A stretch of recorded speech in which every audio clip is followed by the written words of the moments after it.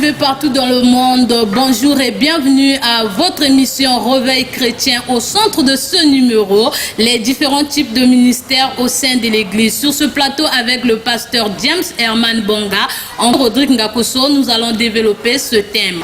Bonjour Jean-Rodrigue. Bonjour Diane. Bonjour pasteur. Bonjour ma soeur. Pasteur, nous parlons des différents types de ministères au sein de l'Église. Pouvez-vous nous citer les différents types de ministères au sein de l'Église selon la Bible? Ok, d'abord je veux vous remercier pour ce grand privilège que je reçois d'abord de la part du Seigneur. En fait, dans la Bible, nous avons 5 ministères.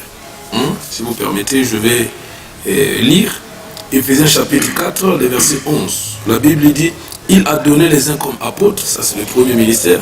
Le deuxième, les uns comme prophètes. Donc le deuxième, le troisième comme évangéliste.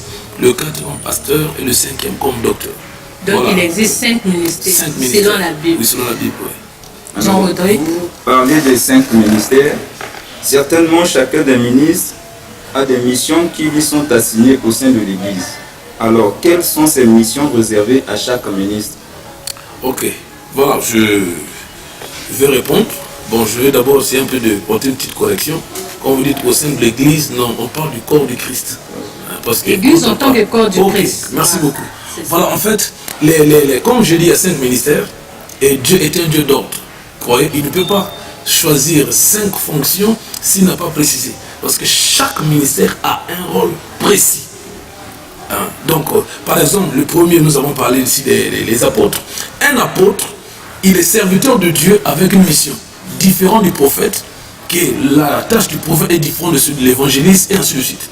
Le prophète, par exemple, plutôt, je parlais de l'apôtre. L'apôtre, c'est celui-là qui va implanter les églises. Vous voyez, Jésus est resté avec les disciples.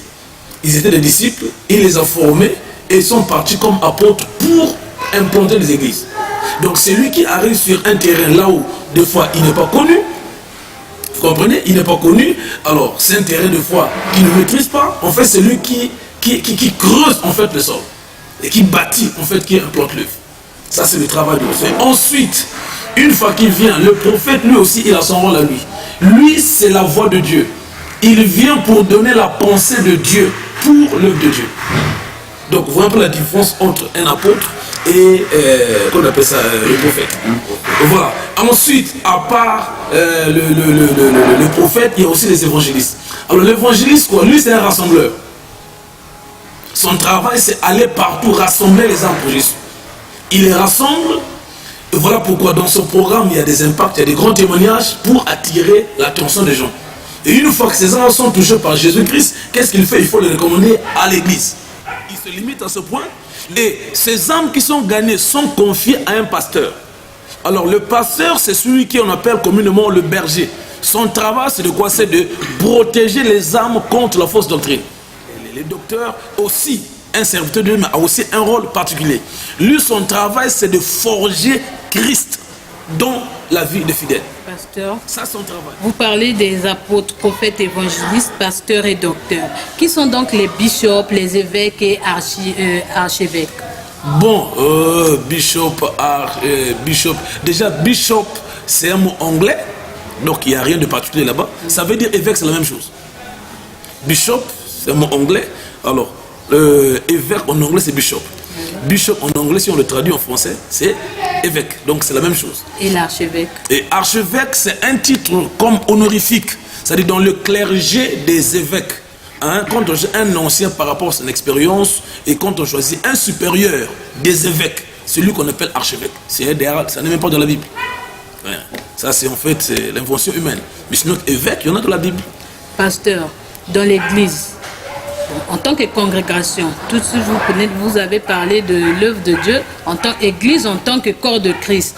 Dans l'église en tant que congrégation, puisque nous avions pris l'habitude d'appeler les congrégations églises, c'est bien ça. Qui sont les chantres, les protocoles, serviteurs de Dieu comme intercesseurs? À quel rang peut-on les placer? Sont aussi des ministres de Dieu? Tous ceux qui servent à l'église sont ministres de Dieu. Celui qui a la chorale, il sert le Seigneur. Ils sont tous de rendre ministère, ils servent le Seigneur. Voilà. La différence, c'est qu'il y a des titres ecclésiastiques qu'on donne au passage, c'est ceux qui ont qu'on appelle ça, les 5 ministères reconnus dans la Bible. ceux-là qui dirigent, mais sinon que les chantres, protocoles, ce sont ceux-là qui travaillent avec les dirigeants pour faire accompagner, comme je dois dire, suivre l'œuvre qui se fait dans une église locale. C'est un peu ça la différence entre... Donc, un pasteur, il peut être chantre, il peut être membre d'un département quelque part, et il est pasteur. Merci. Je reviens toujours dans l'appel au ministère. Alors, comment identifier que je suis appelé au ministère pastoral, je suis appelé à être prophète, évangéliste ou encore docteur? Comment identifier cela? Voilà, bon, c'est vrai qu'il y a beaucoup de points à considérer, mais sinon que l'un des points les plus importants, vous voyez, Dieu a tout accompli. Vous voyez, lorsqu'il crée l'homme, chaque être humain est né avec une mission. Et la mission là, c'est quoi? Il y a une grâce que Dieu a placée en chacun de nous, qu'on appelle le potentiel. Ou si vous voulez, les dons. Celui qui veut reconnaître son appel, l'un des moyens les plus faciles, c'est de localiser le don que Dieu a placé en nous. Parce que c'est en développant ce don-là que vous allez reconnaître ce quoi vous êtes capable. Beaucoup de gens vivent, chacun de nous a un appel en fait. Chacun de nous a un appel. Mais tout commence lorsque vous reconnaissez quel est le don que Dieu a placé en vous. Lorsque vous commencez à travailler ce don-là, en chemin faisant, il y a cette capacité, il y a certaines réalités que vous allez découvrir qui va vous donner comme une orientation à votre vie. Alors, je ne sais pas si j'aimerais poursuivre. Dans la dimension spirituelle, est-ce que ces 5 ministères ont la même autorité spirituelle? Non. Plutôt, je disais oui. Oui. Il n'y a pas de grand petit ministère, non. Voilà pourquoi, si vous lisez la Bible ici, il a bien dit ici, il a donné ses dons, c'est pour l'édification du corps de Christ. Le docteur n'est pas plus fort que le pasteur, le prophète n'est pas moins fort que l'évangéliste, non. Ils sont tous égaux, il n'y a pas un plus grand, plus petit, non, parce que chacun a un rôle particulier dans l'église. En allant un peu plus loin dans la lecture biblique du passage que vous avez cité tout au début, Ephésiens 4, le verset 11. Si nous lisons le verset 14, la Bible nous dit, afin que nous ne soyons plus des enfants flottants et emportés à tout vent de doctrine par la tromperie des hommes, par leur ruse dans les moyens de séduction.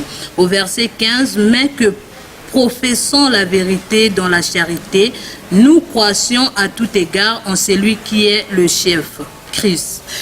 En lisant ce verset, pasteur, nous comprenons que les 5 ministères forgent vers un même but.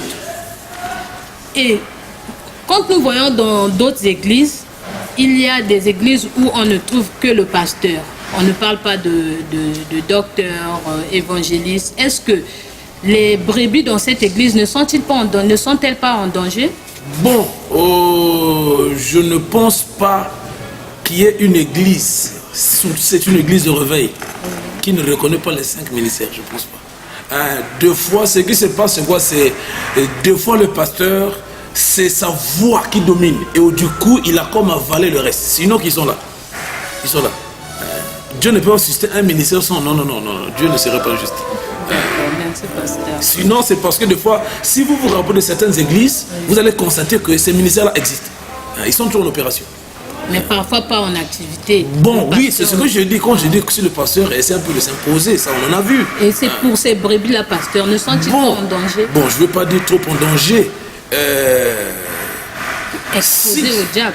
Bon, peut-être pas exposé au diable parce que le prophète qui est là, le prophète, lui, son rôle, c'est lorsque Dieu a un message. Ce n'est pas lui qui dirait, lui, c'est lorsqu'il y a un message qui donne la part du Seigneur. On a vu dans les églises un prophète qui reçoit la révélation et fait part au pasteur. Parfois, le pasteur n'accepte pas que le message soit donné à qui le droit. Lui, il n'a pas cette fonction. Et que sous lui, il a un prophète.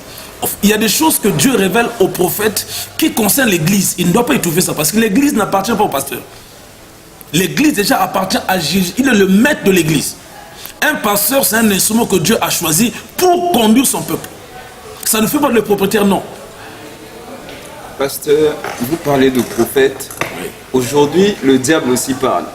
Dieu parle et à la voix de notre conscience. Mais comment identifier un vrai prophète au sein d'une église? parce que nous sommes à Brazzaville, il y a beaucoup de prophètes tellement et les gens se lancent dans la tromperie sans le savoir. Comment identifier la voix d'un vrai prophète aujourd'hui? Bon, déjà, vous voyez, quand nous parlons du ministère, j'ai parlé des dons. Hein? Quand vous développez votre don, naturellement, il y a des fruits qui se révèlent. Et la Bible dit, vous le reconnaissez par leurs fruits. Ce qui vient de Dieu, on connaît les fruits. Ça, c'est le mot le plus simple. Vous n'avez pas besoin d'avoir l'Esprit de Dieu. Si vous connaissez le fruit du Saint-Esprit, vous allez constater ces choses-là sur celui qui est en voie de Dieu. Parce que l'hérésie qui se passe aujourd'hui, c'est quoi? Les gens sont devenus tellement charlats, même dans l'église. Les gens ne coulent plus la voix du Saint-Esprit. Voilà pourquoi il y a ces conneries qui se passent dans l'église aujourd'hui. Parce que celui qui est de Dieu, un vrai prophète, en temps normal, la fonction du prophète, ça ne s'acquiert pas sur le banc de l'école. Ça ne s'apprend pas. On est avec. On est né prophète, on ne devient pas prophète. Or, ce qui se passe, c'est quoi? La plupart de ceux soi-disant prophètes, ils se sont fait prophètes. Or, un vrai prophète, depuis le bas âge, vous allez comprendre, il y a certains signes qui accompagnent l'enfant. Ceux qui vivent avec l'enfant peuvent témoigner, cet enfant, voilà. Il y a des choses qui accompagnent. Et si une personne reçoit Jésus-Christ dans sa vie, qui développe son potentiel en temps normal, vous allez constater qu'il y aura des choses qui confirment sa fonction. Alors, et parmi ces choses, il y a aussi, permettez, il y a aussi, comme la Bible dit, quand un prophète dit une parole, si elle s'accomplit, reconnaissez qu'il vient de Dieu. Oui, c'est ça. Voilà. Et maintenant, pour là, il y a tellement de flou parce qu'il y a beaucoup de faux prophètes qui parlent aussi, les choses s'accomplissent avec l'esprit de divination. Voilà pourquoi il faut reconnaître les fruits et la fondation pour reconnaître un vrai prophète de Dieu. Pasteur, il y a des illusions aussi. Il se peut que vous venez à l'église.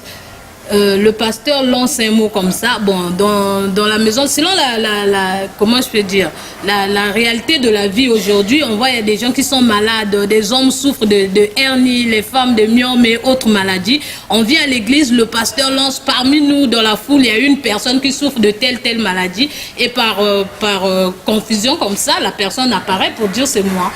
Est-ce que ça aussi c'est vraiment une révélation de Dieu? Ça vient de Dieu, mais ça ne fait pas du pasteur un prophète. Non. Si vous lisez Paul, je crois que c'est 2 Pierre chapitre 1, je crois le verset 21, la Bible dit, ce n'est pas par la volonté d'homme qu'une parole sort, une prophétie. Les gens ont parlé selon qu'ils étaient conduits par l'esprit. Donc même un pasteur, même quelqu'un qui n'est pas pasteur, s'il est bien positionné, il peut écouter la voix de Dieu. Dieu peut parler à travers lui, ça ne peut pas être un prophète. Mais un prophète, lui, ça c'est son domaine, c'est sa fonction. Je prends un exemple, permettez. Un jour, pendant que je prêchais à l'église, j'étais sur l'estrade et laissé me rendre dans la foule. Sans me rendre compte de ce que je disais. Je suis allé, j'ai abordé un point, or il y avait une famille qui était complètement dispersée à cause de la télévision, avec une série particulière. Les parents parlaient, les enfants disent, papa c'est ça, on préfère mourir. Je suis dessous du couloir et j'arrive. Nous avons dans l'église des poteaux au milieu du centre. Premier, deuxième, troisième, là où je m'arrête, je pointe le visage d'une sœur. Sa maman là à côté, ses sœurs là à côté. Et je parle exactement de sa situation. Je ne suis pas prophète. Cette fille n'a jamais cru en Dieu. Depuis ce jour-là, elle a remis sa vie en ordre. C'est la parole de connaissance.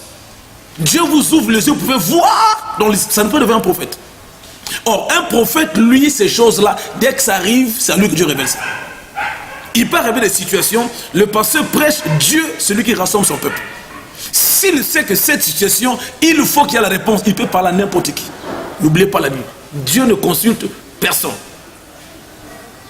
Il a dit un jour, si vous refusez de m'adorer, je peux susciter des pierres pour m'adorer. Donc n'importe quoi.